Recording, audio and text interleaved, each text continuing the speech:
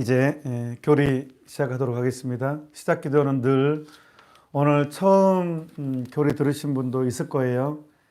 근데 저희 교리는 밴드의 네이버 밴드 김연준 신부의 가톨릭 성모 방송국 쳐서 들어오시면 라틴어로 성호경, 주님의 기도, 성모성, 용광송이 올려져 있어요. 그것을 이제 각자가 다운받아서 만들으셔야 됩니다. 라틴어로 시작하겠습니다. 기도로 시작하겠습니다.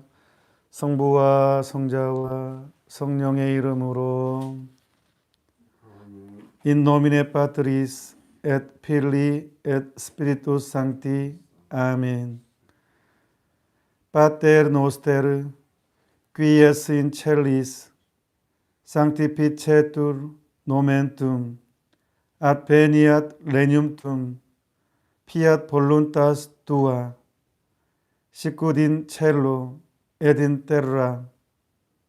Panem nostrum quotidianum da nobis hodie, et dimitte nobis debita nostra, sicut et nos dimittimus debitoribus nostris, et ne nos inducas in tentationem, sed libera nos a malo. Amén. Ave María, gratia plena, Dominus tecum, benedicta tu in mulieribus, et benedictus fructus ventris tui, Iesus. Sancta Maria, Mater Dei, ora pro nobis peccatoribus, nunc et in hora mortis nostrae. Amen. Gloria Patri et Filio et Spiritui Sancto, sicut erat in principio et nunc et semper et in saecula saeculorum. Amen. In nomine Patris et Filii et Spiritus Sancti. 아멘.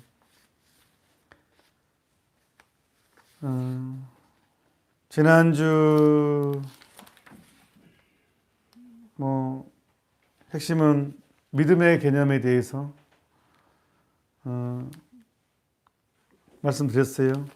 오늘 처음 들으신 분들은 밴드에 들어가셔서 네이버 밴드에 이제 1차 첫 번째 강의, 두 번째 강의 올려져 있는데 제가 조만간에 유튜브에다 다시 올려드리도록 하겠습니다. 오늘 세 번째 시간입니다. 이 교재 23페이지 보겠습니다. 지금 교재가 오늘 100권 넘게 발송됐고 내일 아침에도 또 한 150권 발송될 것입니다. 그래서 아직 교재 없는 분이 많을 텐데 어쩔 수 없겠습니다. 그냥 귀로 또 눈으로 참여할 수밖에 없겠습니다. 오늘 교재에 계신 분들은 23페이지입니다. 23페이지 보십시다. 믿을교리에 이제 들어갔습니다. 지난주 연결해가지고 하느님에 대해서부터 본격적으로 공부하도록 합시다. 하느님. Q는 question, 질문입니다. 한번 제가 질문할 테니까 여러분들이 책을 보시고 답하시면 되겠습니다. 하느님께서는 누구십니까? 천주께서는 만선 만덕을 갖추신 순전한 신입니다. 완전한 선과 완전한 덕을 갖추신 완전한 신이라는 거예요. 그러니까 268항에 보면 전능하신 하느님 하면서 제가 읽겠습니다. 하느님의 모든 속성들 중에서 하느님의 전능만이 사도신경에서 언급되고 있다. 이러한 고백은 우리의 삶에 지대한 영향을 미친다. 우리는 하느님의 전능이 우주적이라고 믿는다. 왜냐하면 하느님께서는 온 세상을 창조하셨고 모든 것을 다스리시며 모든 것을 하실 수 있기 때문이다. 자, 전능이란 단어가 말 그대로 불가능이 없다는 뜻이잖아요. 이 개념이 얼마나 중요한지 몰라요. 사도신경을 우리가 고백할 때 제일 먼저 언급한 게 시작되는 게 전능하신 천주 성부, 불가능이 없으신 하느님인데 전능은 완전한 선의 전능하고 완전한 자비로우심의 전능이 가장 중점적으로 포함된다는 거예요.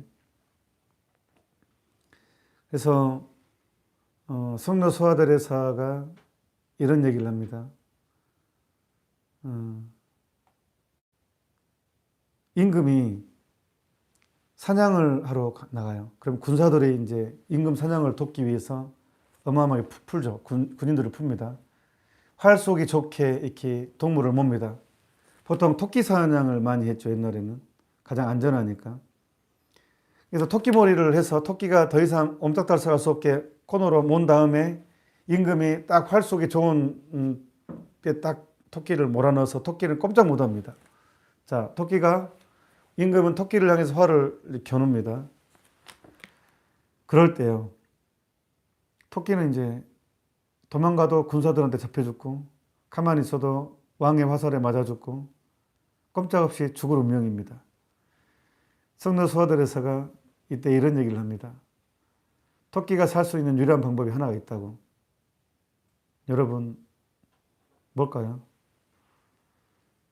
어떤 사람은 이렇게 얘기하대요. 죽은 척 하면 된다고. 그거 말고 토끼가 살 수 있는 유일한 방법은 왕의 품에 뛰어드는 것.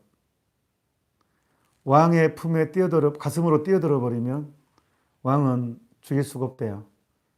극악무도한 왕이라도 자기 가슴으로 뛰어든 그 토끼를 죽일 수가 없대요. 본능적으로.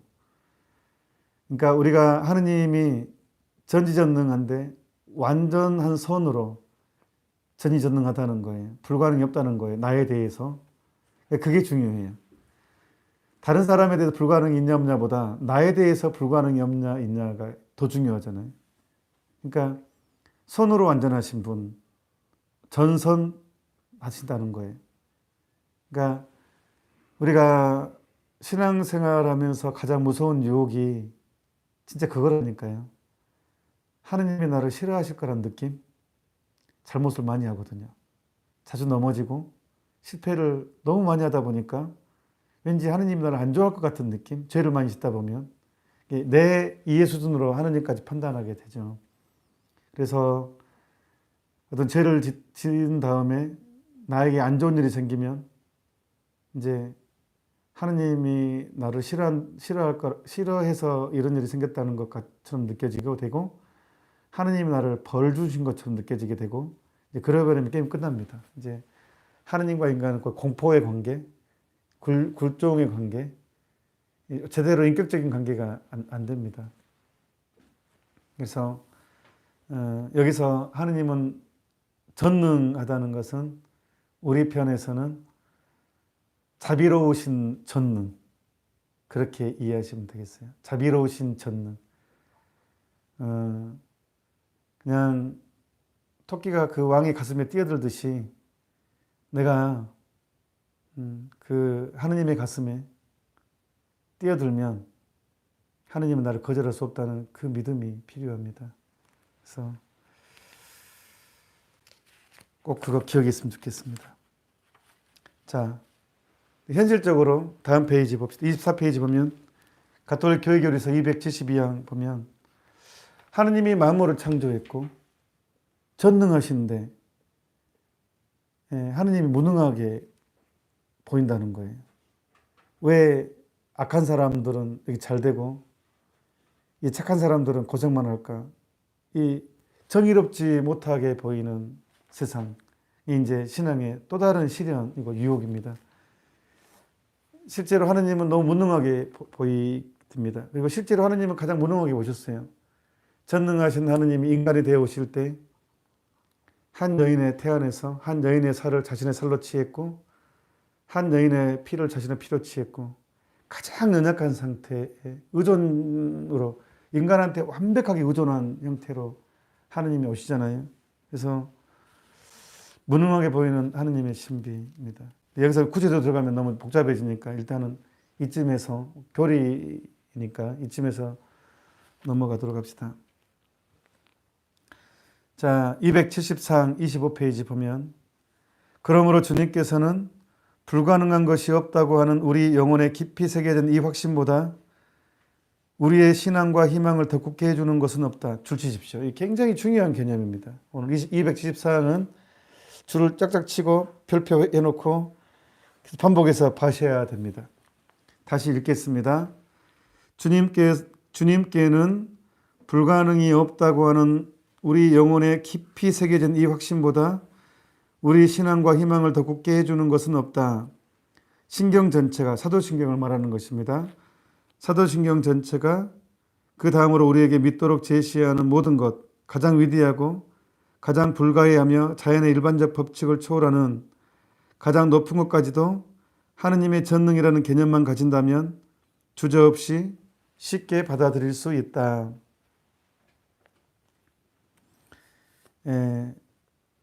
제가 신학생 때 이제 시골에 살았어요. 근데 이제 광주로 올라가려고 하는데 터미널에 이제 가려고 하는데 길에 차가 갑자기 승용차가 딱 서는 거예요. 삑 하니 놀래가지고 찾아봤더니 창문이 쭉 내려오면서 제 이름을 부르면서 어디 가냐고 그러는 거예요. 딱 봤더니 고등학교 동창이에요. 나 그럼 광주 간다고 하니까 자기도 광주 간다고 타래요. 웬 떡이냐 싶어서 차비도 굳었고 또 승용차로 가잖아요. 그때 당시 뭐 거의 30년 전 일입니다. 30년 더 됐죠. 웬 떡이냐 싶어서 딱 덥석 승용차에 탔습니다. 저는 그때 이제 신학생이었죠. 근데 그 친구가 고등학교 동창은 개신교 신학생이었습니다. 개신교 신학생. 저는 몰랐죠. 근데 자기 소개를 하더라고요. 나 어디 신학교 다니고 있다고, 목사 준비하고 있다고, 목사님 준비하고 있다고. 너무 신기했고 너무 반가웠습니다. 그러냐고 같은 이 고등학교 동창이. 그래서 참 재밌는 그림이 나오잖아요. 차 안에 개신교 신학 동창인데 개신교 신학생, 천주교 신학생, 가톨릭 신학생. 한 사람 목사지만 한 사람 신부지만 그 친구는 이제 광주까지 가면서 여지없이 저한테 질문을 했습니다. 역시나 성모님에 대해서.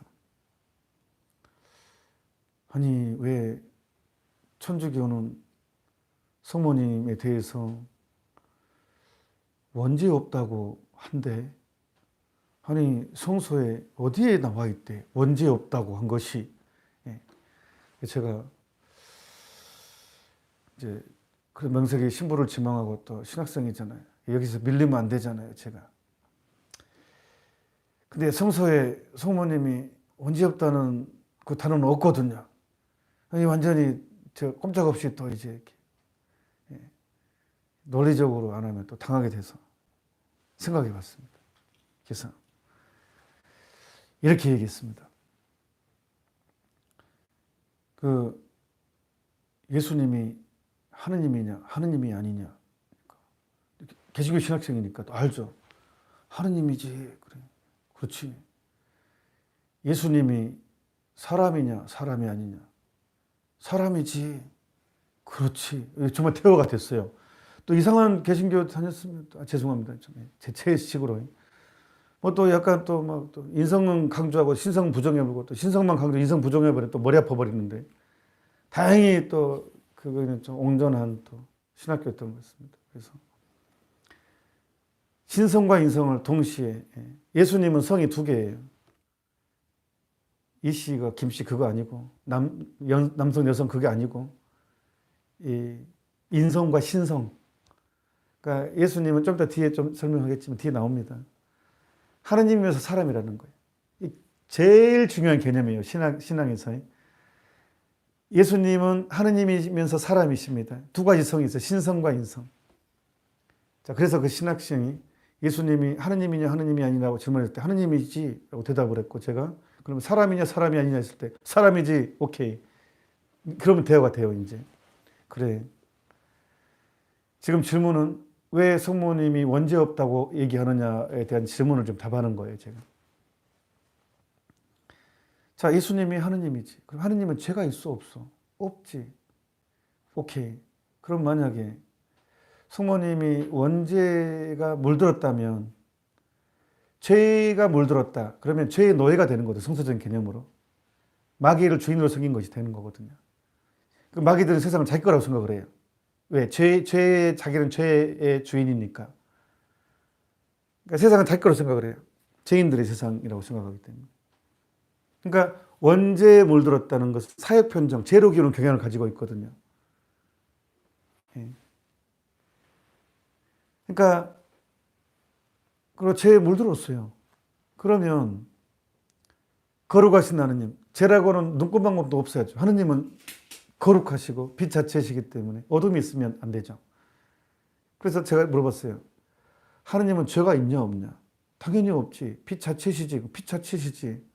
그러면 또 사람이니까 완벽해야 되고 하느님이면서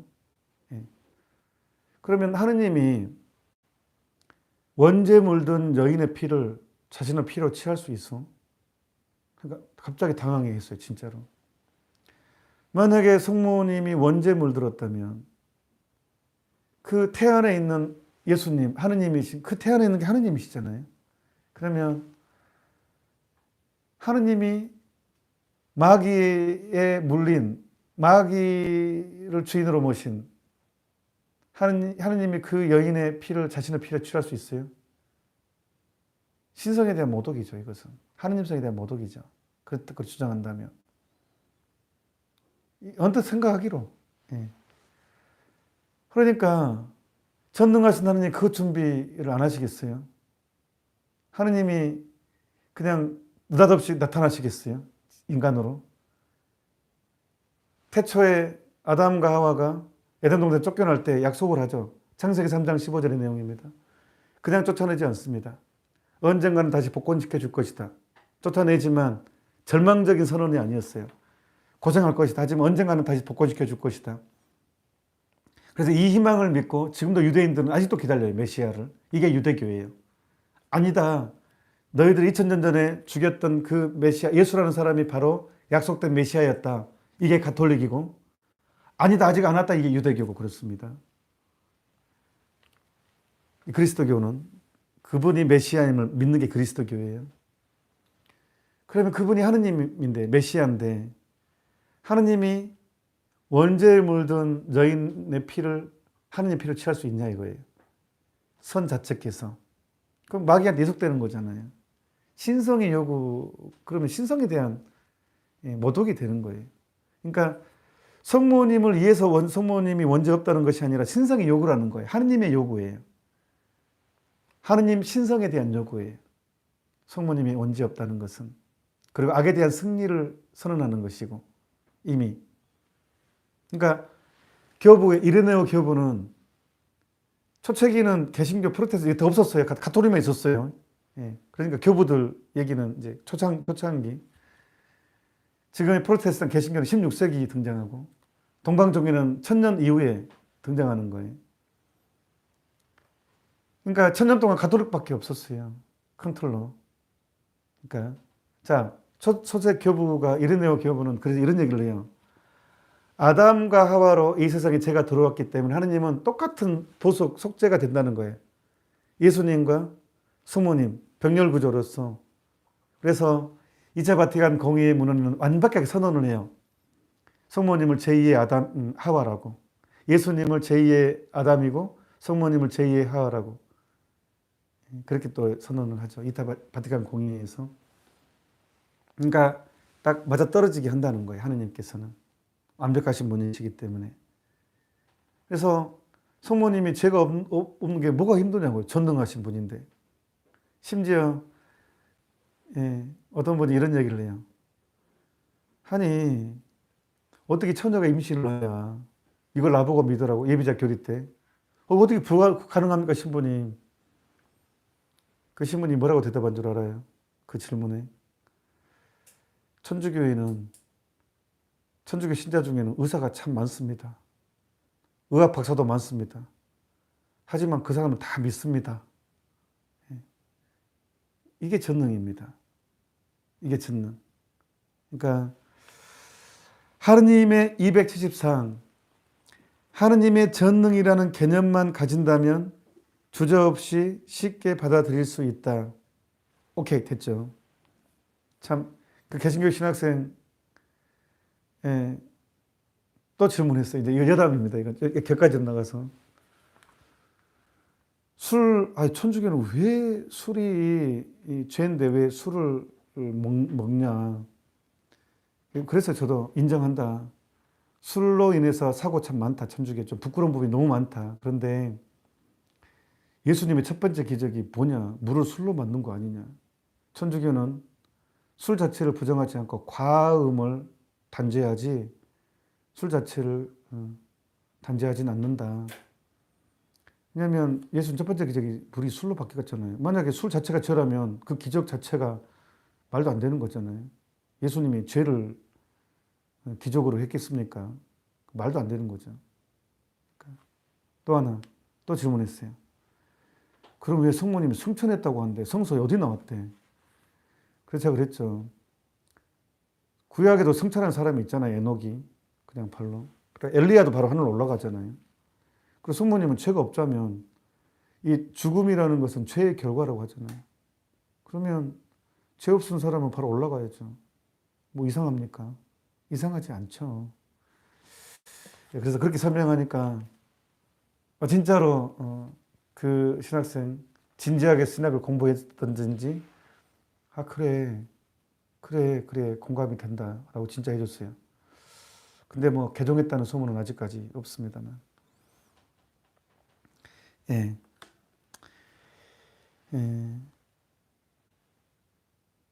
275강도 보면 우리의 의로운 욥과 함께 고백한다. 우리는 의로운 욥과 함께 고백한다.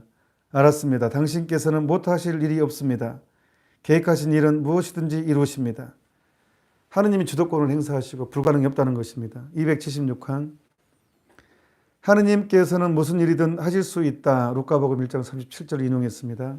그 확고하게 믿는 교회는 성서의 증언에 따라 충실하게 전능하시고 영원하신 하느님께 자주 기도드린다.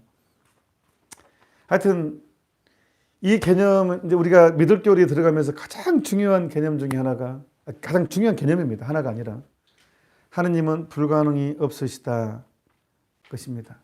자, 26페이지 293항 보면 세상은 하느님의 영광을 위하여 창조되었다. 줄 치십시오. 그런데 반드시 알아야 될 개념이 들어있어요. 읽어볼게요. 세상은 하느님의 영광을 위하여 창조되었다고 하는 것은 성서와 성전이 끊임없이 가르치고 찬미하는 진리이다. 성 보나벤토라는 다음과 같이 설명한다. 하느님께서 만물을 창조하신 것은 굉장히 중요합니다. 줄 치십시오. 당신의 영광을 더하기 위해서가 아니라 그 영광을 드러내고 나누어 주시기 위해서이다. 그 영광을 나눠주기 위해서. 누구한테? 우리에게 하느님의 영광을 나누어 주기 위해서. 하느님께서는 당신의 사랑과 선함 이외에 창조를 위한 다른 이유가 없기 때문이다. 사랑의 열쇠가 만물을 창조할 손을 열었다. 그리고 제1차 바티칸 공의회는 다음과 같이 설명한다. 당신의 선함으로 그리고 전능하신 능력으로 유일하신 참 하느님께서는 당신의 행복을 더하기 위해서도 아니고 당신의 완전을 획득하기 위해서도 아니라 당신의 창조물들에게 부여하신 선을 통하여 당신의 완전함을 드러내시기 위하여 가장 자유로운 계획 안에서 모든 것을 한 번에 태초로부터 유형무형의 피조물을 하나하나 무에서 창조하셨다. 하나하나 무에서 창조하셨다. 그리고 293항 다시 그 영광을 드러내고 나누어 주시기 위해서이다라는 거. 그러니까 우리는 그 영광을 나누어 받는 상속자라는 것입니다. 하느님을 아버지라고 부르니까 아버지 것이 내 것이잖아요. 그러니까 하느님께 율브린너의 그 유명한 연극 나는 왕이로소이다. 그 우리를 말한 것입니다. 왕을 아버지라고 말하니까 왕 아닙니까? 왕한테 아버지 하는 사람은 왕이잖아요. 왕이 될 사람이고. 그러니까 하늘에 계신 우리 아버지, 만물을 창조하신 분을 감히 아버지라고 부를 수 있게 된 것은 각자 우리는 왕이로소이다. 개념입니다. 축하드립니다. 왕족이 되신 거에 대해서. 예. 우리는 왕족입니다. 그래서. 천주께서는 영원하십니다. 시작도 마침도 변하심도 없으십니다. 천주께서는 전지하십니까? 천주께서는 전지하시어 모르는 것이 없으시고 사람의 은밀한 생각까지 다 하십니다.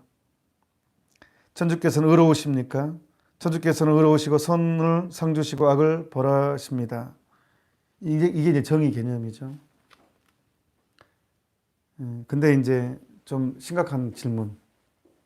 그러면 자, 여러분 수없이 품었을 질문이 나옵니다. 여기.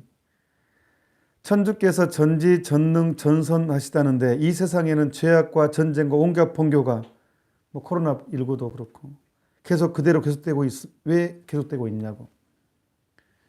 하느님이 선하시고 자비로우신데 왜 세상에 여모장족 꼴이냐 이 뜻이죠. 왜 세상에 여모장족 꼴이냐, 왜 이렇게 부조리가 많냐 이겁니다.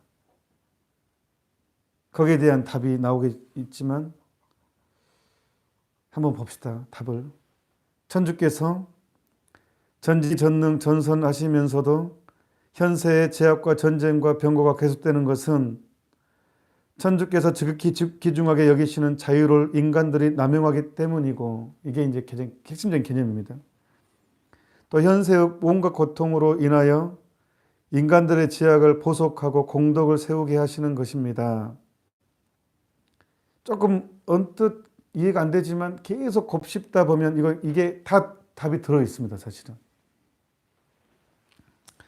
자, 제가 그래서 옛날에 너 없이 너를 창조하신 하느님, 너이시 너를 구원하신다라고 해서 의지의 중요성을 강조한 건데, 자,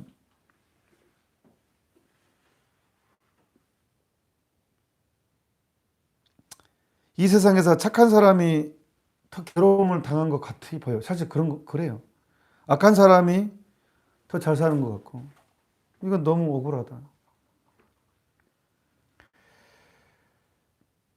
그래서 이거를 다시 풀어 설명하자면, 자, 적으셔도 됩니다. 자, 첫 번째 큰 저제로는 하느님께서는 현세에서가 아니라, 뭐 이거는 유튜브로 실시간이니까 그대로 녹음되니까 나중에 뭐 적어도 됩니다. 하느님께서는 현세에서가 아니라 내세에서 상삼벌악을 완전히 실현하십니다. 하느님께서는 현세에서가 아니라 내세에서 상삼벌악을 완전히 실현하십니다. 그래서 첫 번째, 모든 것은 때가 있습니다. 모든 것은 때가 있다. 적으십시오. 모든 것은 때가 있다. 두 번째는 현세에서 만약에 상선벌악을 해버리면 혼란스럽습니다. 쉽게 말하면 지금 저희 그 성모당 그 피아골 피장집 앞에 성모상이 있거든요. 지금 봄 기온이 안연해가지고 야생화를 심었어요. 올라옵니다. 근데 꼭 야생화 옆에 잡초가 보기 싫은 잡초가 막 붙어 있어요.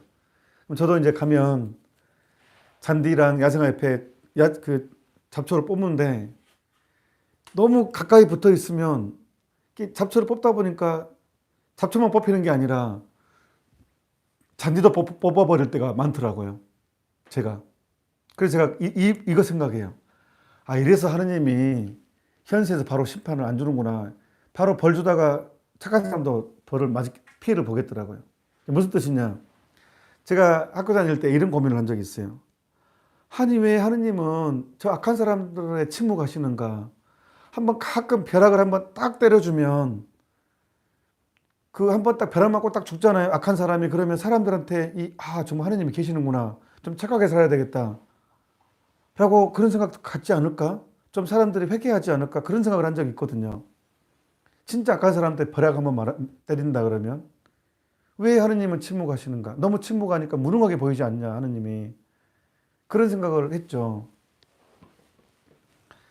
그런데 그 생각을 한참 하다 보니까 만약에 그렇게 된다면 아마 벼락 칠 때마다 수천 명의 사람들은 공포에 뜰 것 같다. 그 일이 반복되면 하느님은 굉장히 무서운 분으로 딱 심어지겠다. 두 번째는 그럼 너는 나도 아마 언젠가는 벼락 맞아 죽지 않을까. 그러면 사람이 중죄를 지을 때마다 벼락을 딱 때리면 이 세상에 살아남을 사람이 있겠어요. 저도 이미 중학생 때 이미 벼락 맞아 죽었을 것 같습니다. 그러니까 이 무능하게 보이는 것 자체가 하느님의 인내, 하느님의 사랑이라는 거예요. 끝까지 전능하시기 때문에 참아주시는 것. 그래서 혼란을 피하기 위해서 바로 적극적인 개입을 하지 않는다는 거예요. 첫 번째는 모든 것은 때가 있고, 두 번째는 혼란을 피하기 위해서, 그리고 두 번째는 밀과 가라지 비유를 이미 하셨죠, 예수님께서. 마태복음 13장 30절인가요? 거기에. 세 번째는 선과 악을 공평하게 하기 위해서. 착한 사람들은 더 온전하게 완전한 선물을 주기 위해서고, 끝까지 회개하지 않은 사람은 끝까지 자기가 추구한 걸 얻게 하게 하는 것이죠. 그리고 저한테는 또 이런 일도 있었습니다. 제가 이미 사순특강 때 한번 언급된 내용이에요. 노트북 사건. 제가 보좌신부 때 벌써 15년 전 일이죠. 노트북이 비쌌잖아요, 그때. 20년 전에는.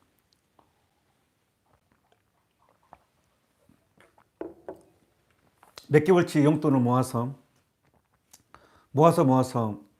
최신형을 샀습니다. 한 달 만에 제 노트북에 더 좋은 게 갑자기 나와버리더라고요. 완전히 확 떨어져 버리고 가치가요. 속이 상했지만 정말 제 봄을 1호였습니다. 근데 서울에 강의하러 갔다가 노트북이 도난당했잖아요. 정말 속이 쓰라렸습니다. 그런데 그 강의하러 간 본당 신부님이 노트북을 사라고 200만 원을 주셨어요.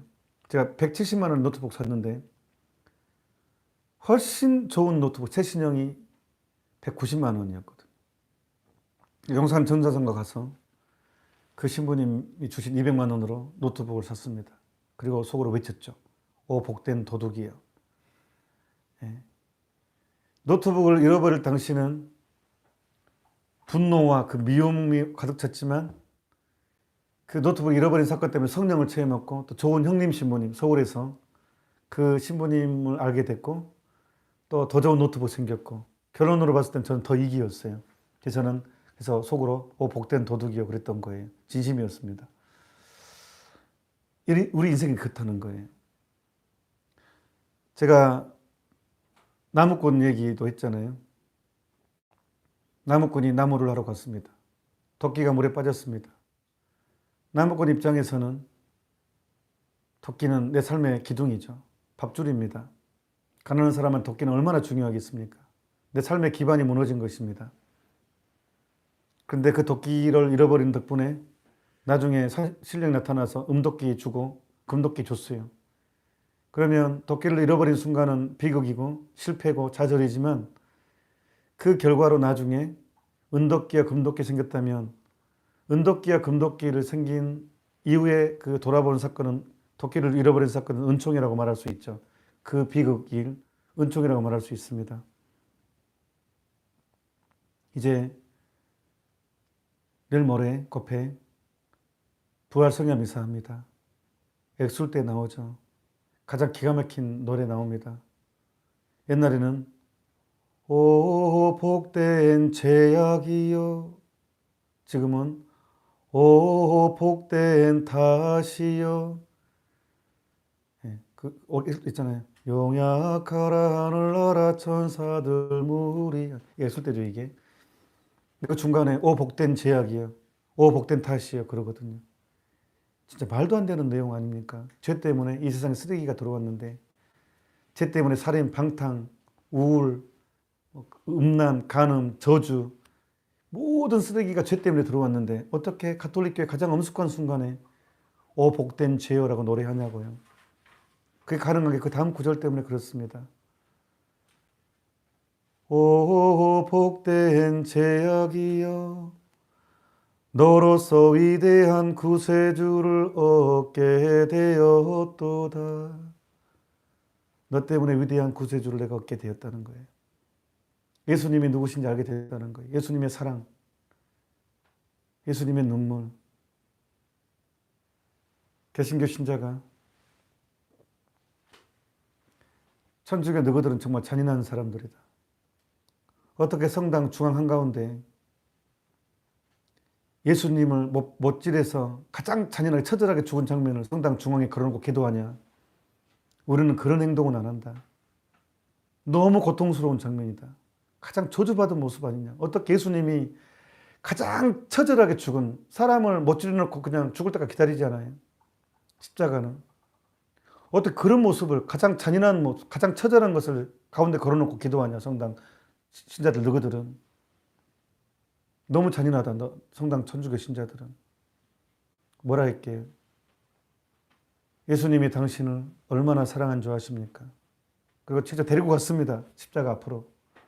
그리고 십자가 밑에 예수님을 가리키면서 이만큼 사랑합니다. 이만큼.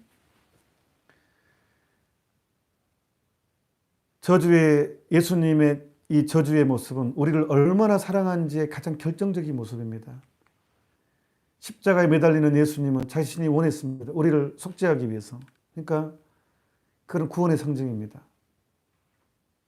2000년 전에는 저주의 상징이었지만 저 저주의 상징 그 자체로 우리를 얼마나 사랑하는지의 가장 결정적인 모습입니다. 십자가는.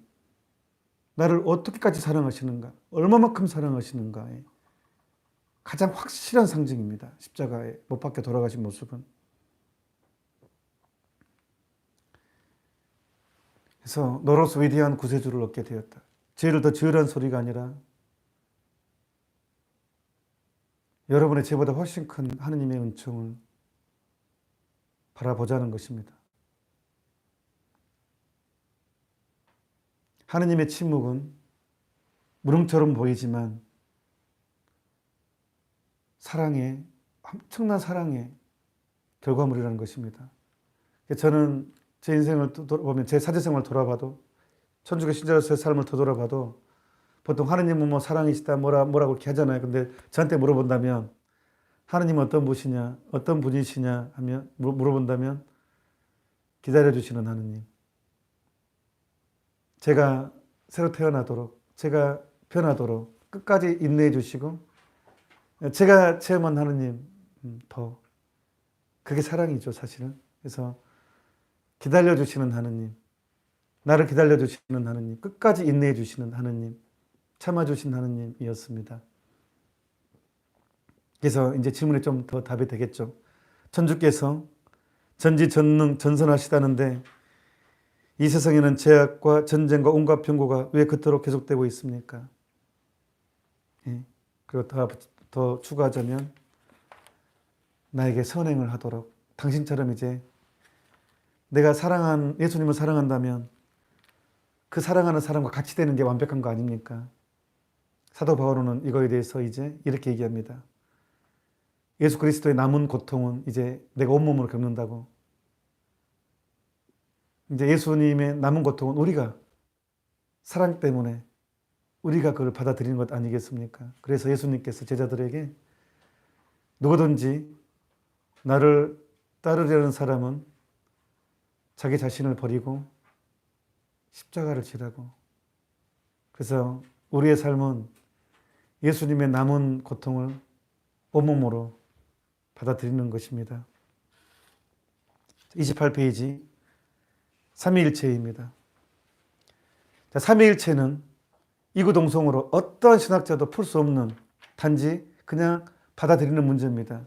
단지 우리가 추측할 수 있는 것은 뭐냐 그러면 인간은 인격이라고 부르죠. 한 인간의 인격, 개성, 그 사람의 가장 품이 있는 것을 인격이라고 부릅니다. 근데 하느님은 다르니까, 하느님 신이시니까 인격이라는 단어를 안 씁니다. 그럼 뭐라고 그냥 편의상 우리가 말을 만들었어요. 위격. 그 삼위 일체라는 거예요. 그 위격이라고 불렀어요. 위격. 인간을 구분하기 위해서. 삼위. 근데 세 삼자예요. 각각 우리 인격이 각각이듯이 나와 옆에 저희 관리장님이 부지런히 교리책 옆에 공부하고 있습니다. 낮에는 열심히 일하시고. 예. 근데 관리장과 저는 각각 인격이 있잖아요. 따로 관리장님 인격이 있고 제 인격이 있잖아요. 각각 품위를 가지는. 그런 것처럼 하느님도 삼위 각각의 그 위격이 있다는 거예요. 그래서 삼위 일체 근데 하나다는 거예요. 무슨 말이요 뭐냐. 예. 저도 좀. 예. 자, 이거에 대한 왜 이런 말이 나왔느냐. 이게 성서의 근거예요. 성서에. 이 말이 나온 건 누구 아이디어로 낸 것이 아니라 성서에 보통 고대의 모든 민족은 다 다신교예요. 다신교. 샤머니즘적인 게 다 가지고 있어요. 뭐 그리스 로마 신화 다 다신 신이 여러 명이죠. 신을 한 분으로 모신 민족은 없어요. 모든 민족들은 다 다신적인 마인드가 있단 말이에요. 인간은. 근데 유일하게 딱 한 민족만 아니 한 분의 하느님께 다신이 아니에요. 근데 유대교도 처음부터 다신적인 상황이 있었지만 놀랍게도 창세기에 보면 인간을 창조할 때 그때 당시 사고방식이 유일신이 정착이 안 됐음에도 불구하고 성서의 저자는 뭐라고 표시하냐 그러면 우리를 닮은 인간을 만들자라는 표현을 써요. 그냥 나를 닮은 인간을 만들자. 이게 편하잖아요. 그리고 그때 당시에 유대인들은 뭐 집단으로 다 일사불란하게 유일신을 믿은 게 아니라 당시에 여러 나라 민족의 영향을 받죠. 우리나라가 미국의 영향을 받는 것처럼 중국의 영향을 받는 것처럼. 근데 성서의 첫 시작이 인간을 창조하는 게 얼마나 중요해요. 근데 하느님이 그렇게 표현을 해요. 우리를 닮은 인간을 만들자. 우리를 닮은. 그러면 우리라는 것은 한 명이 아니라는 거예요. 하느님이. 한 분이 아니라는 거예요. 우리라는 개념을 썼기 때문에. 그러니까 유대인들이 너무 이상하잖아요. 근데도 그대로 표현 썼어요. 우리를 닮은 인간을 만들자. 근데 그럼에도 불구하고 이 단어를 안 고쳐요. 쭉 내려와. 그래서 뭐 아브라함, 모세 쭉 내려오면서 그냥 하느님 한 분이시다고만 고백을 해요. 그러다가 이제 예수님이 등장하네. 아들.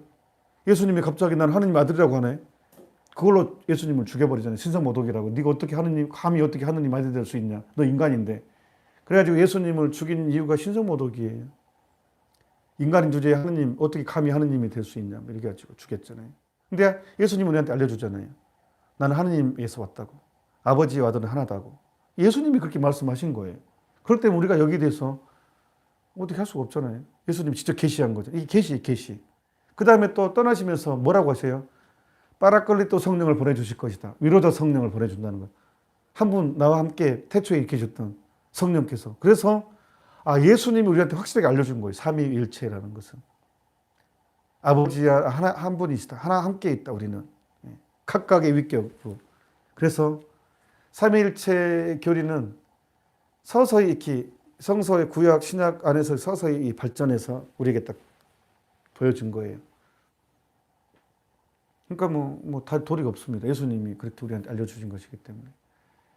근데 어떤 사람은 삼위일체를 굳이 이해하려고 H2O, 화학 구조를 통해서, 그것도 물이지만 물을 물 분자 H2O로 하잖아요.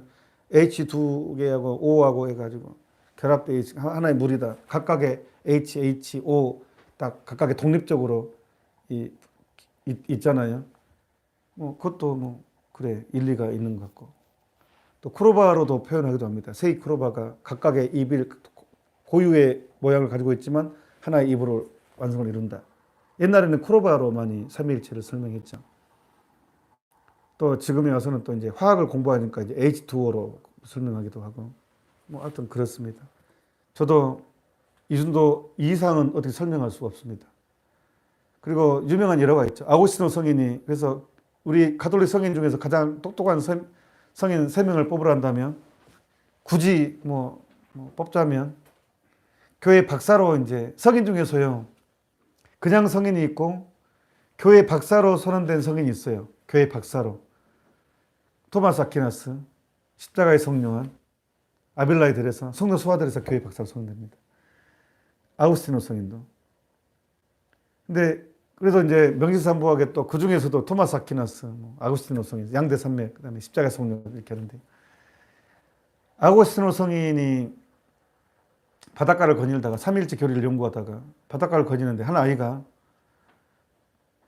백사장에서 바닷물을 파가지고 웅덩이 모래밭을 파가지고 바닷물을 계속 떠와가지고 그러다가 계속 놓대요. 그게 너무 신기해가지고 얘야 너 지금 뭐하니 하니까 이 바닷물을 다 이 웅덩이에 다 담아 넣으려고 한다고 하니까 너무 웃기잖아요. 그게 어떻게 가능하겠니? 라고 하니까 그 아이가 그랬대요. 아저씨가 인간의 머리로 삼위일체를 다 이해하려고 연구하는 것과 내가 이렇게 하는 행동이 뭐가 차이가 있냐고 그렇게 말했대요. 천사였던 모양입니다. 아무튼 삼위일체 교리는 이렇게 넘어가겠습니다. 나머지 부분을 읽어보십시오. 자, 31랑 천지창조, 천사마귀 나왔습니다. 자, 천사는 신약성에서 천사 나오고 가브리엘 천사 있고 미카엘 다 나오잖아요. 천사는 구약성서에 천사 나오니까 이 부분에 대해서는 시비를 걸 수 없죠. 그리고 성령 파우스티나 일기에도 천사를 만나죠. 그리고 우리에게는 중요한 사항. 그 모래시계에서 유명한 드라마 있었죠. 50대, 60대는 다 알 겁니다. 모래시계라는 드라마. 거기에 그 보디가드가 굉장히 인기 있었던 걸로 기억합니다. 보디가드. 얼마나 멋있습니까? 나를 딱 지켜주고 보호해주고 딱 해.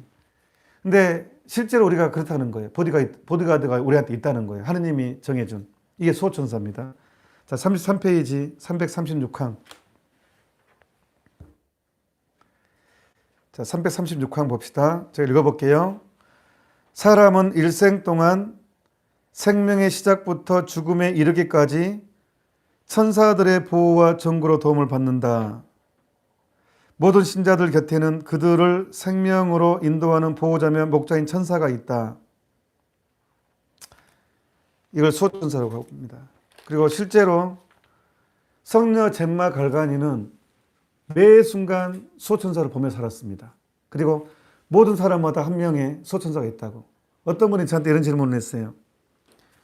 신부님, 천주교 신자 아닌 사람도 수호천사 있습니까? 있습니다.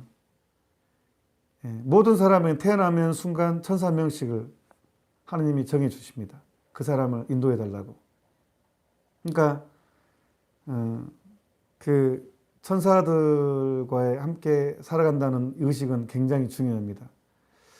저는 개인적으로 체험을 조금 했습니다. 언제나 저를 지켜주시는 수호천사님, 인자하신 주님께서 저를 당신께 맡기셨으니 오늘 저를 인도하시며 지켜주시고 다스리소서. 좀 말이 꼬이네요. 제가 청년 내지우할 때 누가 수호천사 기도 꾸준히 하라고 해서 매일 안 빠지고 했거든요. 근데 진짜로 저는 천사를 눈으로 봤다 그것이 아니라 위기 때 꼭 그런 경험을 하게 됩니다. 극적인 반전을 경험하게 됩니다. 그래서 여러분에게 보디가드 있으니까 보디가드를 잘 이용하십시오. 실제로 이런 일이 있었습니다. 미국에서 잡지책에 나온 내용인데 한 의사가 있었습니다. 근데 이 의사는 수호천사 기도를 매일 하는 사람입니다. 물론 천주교 신자였고. 근데 그 큰 도시에 한 돈 떨어진 가난한 사람이 있었습니다. 이제 식량도 떨어졌고 또 좀 안 좋은 마음을 품게 됐습니다.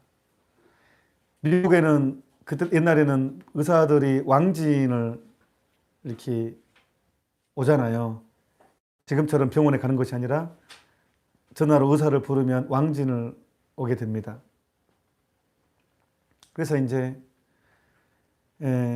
의사가 돈이 많다고 생각을 해서 의사를 아프지 않은데 아프다고 핑계를 대고 의사를 죽이고 돈을 빼서 어디 튀려고 해가지고 죽일 목적으로 의사를 불렀습니다. 아프다고 거짓말. 어디 아프니까. 그래서 의사가 밤늦게 오게 된 거예요. 그래서 띵동띵동 이제 해가지고 허름한 집이었죠. 가서 딱 이제 의사가 여기 집 맞냐고 누구 맞냐고 맞다고 문을 여는데 이 의사를 죽이려고 한 사람이 소스라치게 놀랍니다. 하면서 나 당신 부른 적 없다고. 당신 부른 적 없고 내가 잘못 찾아왔다고. 빨리 가라고. 굉장히 당황해하면서. 근데 의사가 당황해가지고 아니 불러준 대로 왔다고. 나 아니다고. 해가지고 참 희한한 일이네. 장난 전화의 모양이다 하고 이제 의사가 돌아갔죠. 그리고 한 달 몇 개월 있다가 다른 병원 응급실에서 급하게 이 의사를 찾는 전화가 온 거예요. 그래서 이제 급하게 어떤 환자가 죽어가는 환자가 의사를 찾는다고 하니까 이제 연결해 준 거예요. 그러면서 의사가 여보세요 누굽니다 하니까 의사 선생님 저 죽기 전에 선생님께 용서를 청하고 죽고 싶습니다. 라고 하면서 한 달 전에 밤늦게 왕진을 청한 적이 있었습니다 하니까 떠오른 거예요. 맞다. 사실 그 제대로 찾아왔었다고. 사실 제가 그 부른 사람 맞다고. 그래서 의사가 아니 왜 그러면 나 정확히 찾아갔는데 그 사람 왔는데 왜 부르지 않았냐고 하니까 그러면서 사실 저 당신 죽이려고 불렀다. 돈 뺏고 나 이렇게 경제를 힘들어서 죽이려고 이렇게 불렀었다. 의사가 깜짝 놀랐죠. 그래서 그럼 나 왜 죽이지 않았느냐? 왜 불러놓고 나 죽이지 않고 깜짝 놀라서 같이 가라겠냐 하니까 그 환자가 뭐라고 한 줄 알아요? 임종을 앞둔 사람이 난 당신이 혼자 올 줄 알았다. 라고 말했대요. 의사 혼자 갔거든요. 근데 막상 그 사람이 의사를 맞아들 때 다른 사람이 있었던 거예요. 딱 이렇게 무섭게 이렇게 있었대요. 의사가 그랬죠. 나 혼자 갔다. 하니까 무슨 소리냐. 당신 옆에 엄청 덩치 큰 사람이 딱 팔짱 끼고 나를 노려보고 있었다. 그러니까 의사도 충격받았어요. 분명히 혼자 갔거든요. 분명히 당신은 같이 왔다. 그래서 나는 나 죽기 전에 당신께 용서를 구하고 싶다. 당신을 죽이려고 했던 거에 대해서, 나쁜 마음 먹었던 거에 대해서. 물론 의사는 당연히 임종을 앞둔 그 죽음의 임박해서 온 전하기 때문에 용서를 해줬죠. 그리고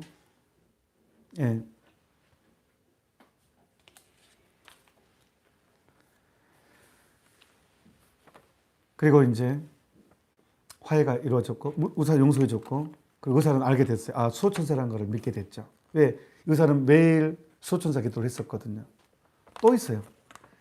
미국에는 경찰이 주로 천주교 신자들이 많거든요. 일반적으로 아일랜드계입니다.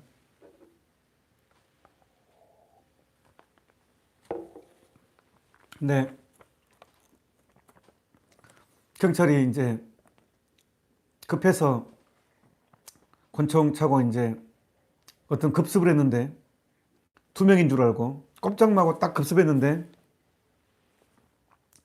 15명이 중무장한 15명이 총을 들고 있었어요. 그 순간 그 경찰은 이제 죽었구나. 큰일 났다. 왜냐하면 사람이 한두 명 있는 줄 알고 딱 급습했는데 15명이 중무장하고 있었기 때문에 게임이 안 되죠. 꼼짝만 했을 때 그 사람들이 숫자가 많은데 꼼짝하겠어요? 권총 가고 있는데 자기들은 중무장하고 있는데. 근데 놀랍게도 그 15명들 다 손을 들고 총을 다 내려놓더래요. 그래서 급하게 경찰서 연락해가지고 이제 차 불러가지고 계속 대치하다가 10몇 분 만에 차가 왔길래 급하게. 그래가지고 다들 수갑 채웠죠. 그래서 경찰이 너무 희한해가지고 야, 너희들 참 웃기다.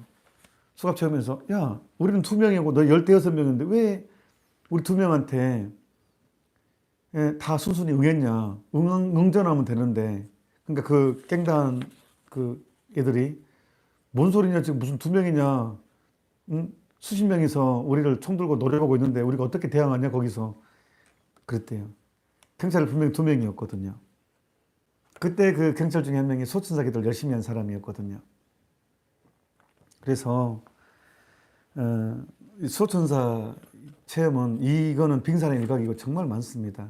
저도 물론 군대에서 2번 진짜 결정적 죽을 뻔한 거 소천사가 구했다고 믿고 있습니다. 왜냐하면 그때도 소천사 기도를 하고 있었거든요.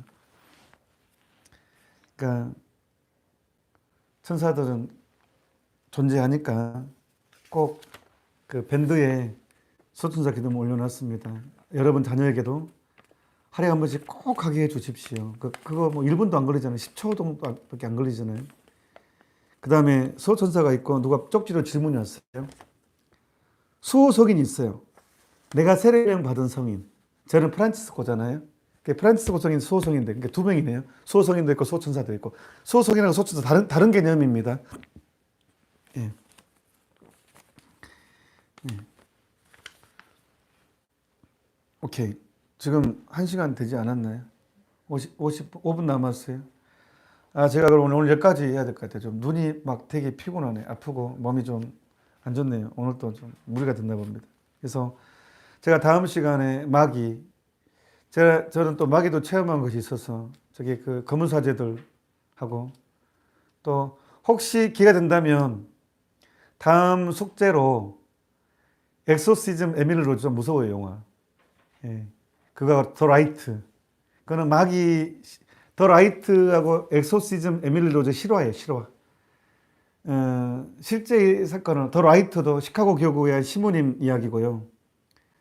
엑소시즘 에밀리 로즈가 마귀를 증언하기 위해서 그 받아들이는 또 감동스러운 이야기, 반전이 있는데 그 두 영화 역시 마귀의 역할, 마귀의 존재를 영화화한 내용이고, 더 라이트는 시모님 이야기예요. 예, 시모님 이야기인데 그게 이제, 그리고 우리나라는 검은 사제들.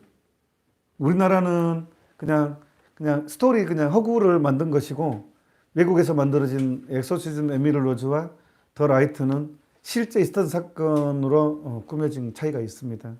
그래서 마귀가 실제 존재한다는 거에 대해서 또 저의 경험, 미국에서의 경험 또 얘기하고, 또 한국에서도 경험, 저는 이런 쪽의 경험이 조금 있습니다. 그래서 이 부분에도 얘기하고. 근데 중요한 것은 마귀는 우리의 공포를 먹고 삽니다. 그러니까 우리가 동의하지 않은 이상은 마귀는 우리한테 해를 할 수가 없습니다. 그러니까 마귀 공부한다고 두려워하지 마십시오. 여러분들은 하느님의 것이기 때문에 어떻게 할 수가 없습니다. 그래서 제가 스카플라하고 기저귀폐, 송수 중요하다고 이미 제가 이미 사순식에 올리는 강의만 찾아봐도 다 들어 있습니다. 짧은 강의도 있고, 그러니까 거기에 제가 또 성모님 이야기에도 묵주기도하고 스카플라, 기저귀폐 뭐 이런 거 있으니까, 무기들, 하느님이 우리에게 주신 무기들, 또 성서도 있고, 그러니까 이미 그것도 참고로 하시고 두려워하면 안 되겠습니다. 지피지기면 백전백승을 했잖아요. 우리가 신앙생활은 끊임없는 유혹이잖아요. 그러니까 보통 세속 육신막이라 그러거든요. 세상의 유행에 따라가게 되는 그 문화, 왕따 당할까 두려워서 따라가게 돼요. 그 다음에 육신, 쓰면 앉고 싶고 앉으면 눕고 싶고 누우면 잡고 싶어요. 육체라는 것은 편하게 해주면 편하게 해줘서 편한 걸 요구합니다. 그래서 거기에 대한 이 긴장, 그 다음에 진짜 악이 있어요.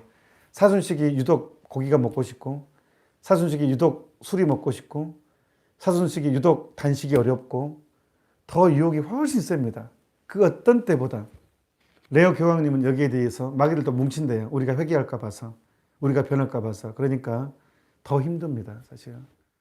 그리고 담배를 끊으려고 하는 사람들한테는 그렇게 담배 인심이 너그러워지고, 사람들이 술을 끊으려는 사람한테 평소에 술 안 먹던 사람이 술 먹자고 달려들고 그렇게 돼 있습니다. 그리고 꼭 그 피정 잘하고 나면 꼭 그날 오후에 대판 싸우는 일이 생기게 되고, 그게 나에게 좌절감을 심어주는, 그것도 기도만 하려고 그러면 추잡한 생각이 떠오르게 되고, 기도 방해하기 위해서 묵주기도만 하려고 하면 갑자기 추잡한 생각이 떠올라요. 막 드라마 보면 그런 생각 안 떠오르거든요. 기도만 하려고 하면 막 이상한 생각 떠오르고, 막 기도를 포기하게 만드는 그런 악마의 장난이거든요. 그러니까 그런 것 진짜 있습니다. 그래서 다음 시간에는 그거 얘기하고, 또 사람에 대해서 이제 가장 중요한 예수님 이제 예수님이 구세주는 누구이신가 이제 본격적으로 다시 또 들어가도록 하겠습니다. 교리 공부는 뭐 진짜 중요합니다. 우리가 하느님을 알기 위해서 믿어야 되고 믿기 위해서 알아야 됩니다. 그리고 가다 보면 또 십계명도 있고 사실 부담스럽게 느껴질 수 있어요. 그런데 도와주십니다. 하느님께서 성체성사가 있고 기도를 하면서 은총이라는 게 있기 때문에 불가능이 없다고 했잖아요. 하느님은 연약한 나를 세상을 창조하신 하느님이 나 못 도와주겠습니까? 나 변화시키지 못하시겠습니까? 심리학에서는 천성은 바꾸기 힘들다라고 하지만 신학은 천성까지 바꿀 수 있는 게 신앙입니다. 하느님이십니다. 인간의 천성 바뀝니다. 이게 신앙의 가르침입니다. 신앙의 가르침. 그게 불가능이 없는 것이고, 그러니까 꼭 이 개념 안에서 저랑 같이 계속 공부했으면 좋겠습니다. 오늘도 수고하셨습니다. 오늘 끝마치면 라틴어로 하지 말고 한국말로 영광송합시다. 영광이 성부와 성자와 성령께 성과 같이 이제와 항상 영원히 아멘. 성부와 성자와 성령의 이름으로 아멘. 수고하셨습니다.